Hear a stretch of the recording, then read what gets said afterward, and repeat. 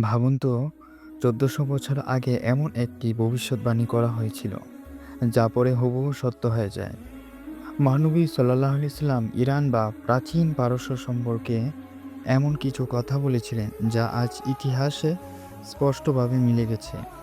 কী সেই কথা? কেন পারস্যের মানুষকে তিনি বিশেষভাবে প্রশংসা করেছিলেন? চলুন আজকের ভিডিওতে জানি।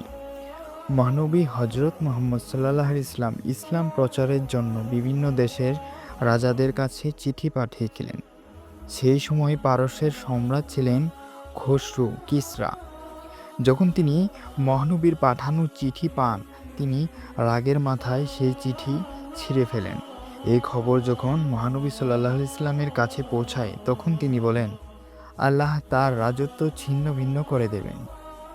এর কিছু বছর পরেই বিশাল পারস্য সাম্রাজ্য ধ্বংস হয়ে যায়। মহানবী সাল্লাল্লাহু আলাইহি সাল্লাম শুধু পারস্যের পতনের কথা বলেননি, বরং তাদের মানুষের প্রশংসাও করেছেন। একটি বিখ্যাত হাদিসে বলা হয়েছে, যদি ঈমান আকাশের তারার কাছেও চলে যায়, তবুও পারস্যের কিছু মানুষ তা অর্জন করবে।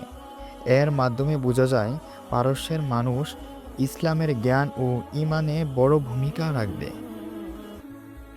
পারস্য থেকে আসা একজন বিখ্যাত সাহাবী ছিলেন হযরত সালমান ফার্সি রাদিয়াল্লাহু তাআলা। তিনি সত্যের অনুসন্ধানে বহু দেশ ভ্রমণ করেছিলেন এবং শেষে ইসলাম ধর্ম গ্রহণ করেন।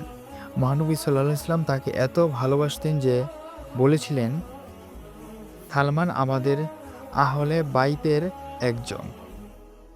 ইসলামের ইতিহাসে অনেক বড় বড় আলেম পারস্য অঞ্চল থেকে এসেছে, যেমন ইমাম বুখারী, ইমাম মুসলিম, ইমাম আবু হানিফা। তারা ইসলামের হাদিস ও জ্ঞান সংরক্ষণে বিশাল অবদান রেখেছেন। তাহলে আমরা দেখতে পাই, মহানবী সাল্লাল্লাহু আলাইহি ওয়াসাল্লাম পারস্য সম্পর্কে দুটি গুরুত্বপূর্ণ বিষয় বলেছেন। প্রথমত, পারস্য সাম্রাজ্যের পতনের ভবিষ্যদ্বাণী। দ্বিতীয়ত, পারস্যে মানুষের ঈমান ও জ্ঞানের প্রশংসা।